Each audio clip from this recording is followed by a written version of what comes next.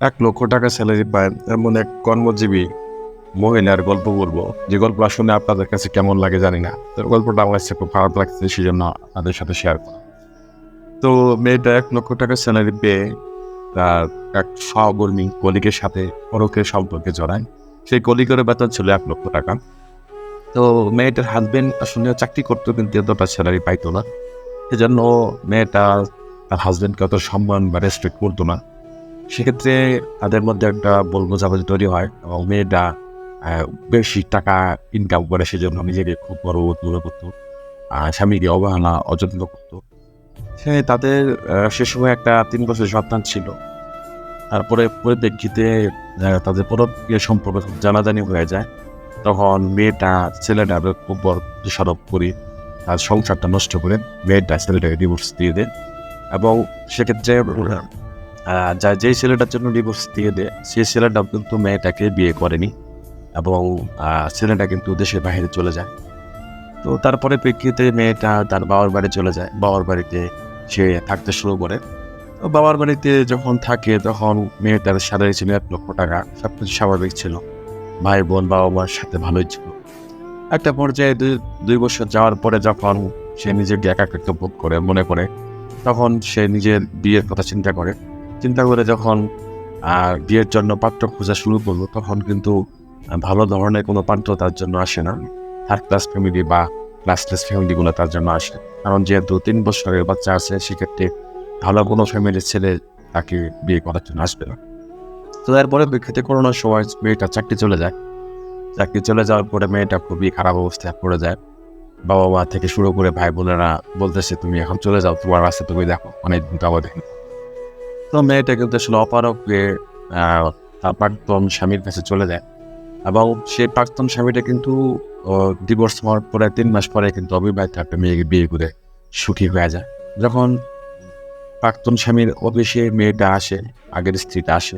আসার পরে বলে যে, "আমি সংসার করতে চাই।" তখন ছেলেটা অস্বীকার করে এবং বলে যে, "আমি আমার বেকার স্ত্রীকে নিয়ে খুব ভালো আছি। তুমি তোমার রাস্তা দেখো। পারলে তুমি, যদি তোমার অসুবিধা হয়, আমার মেয়েকে আবার দিয়ে দাও।" তখন ওই প্রাক্তন স্ত্রী আ বাধ্য হয়ে ওই মেয়েটাকে দিয়ে দেন তার বাবার কাছে এবং সে খুব একাকিত্ব অনুভব করে এবং খুবই দুর্বিষহ জীবন যাপন শুরু করে। তারপর তার অফিসে যায়। অফিসে যাওয়ার পরে চাকরিটা ফেরত পাওয়ার চেষ্টা করে, কিন্তু আসলে ফেরত পায় না। তখন অফিসের বস তাকে দয়া করে, মায়া করে অফিসের সামনে একটা দর্জির লন্ড্রি দোকান ছিল। সে লন্ড্রি দোকান ডিজের ব্যবস্থা করে দেন এবং সেখানে কাজের সুযোগ করে দেন।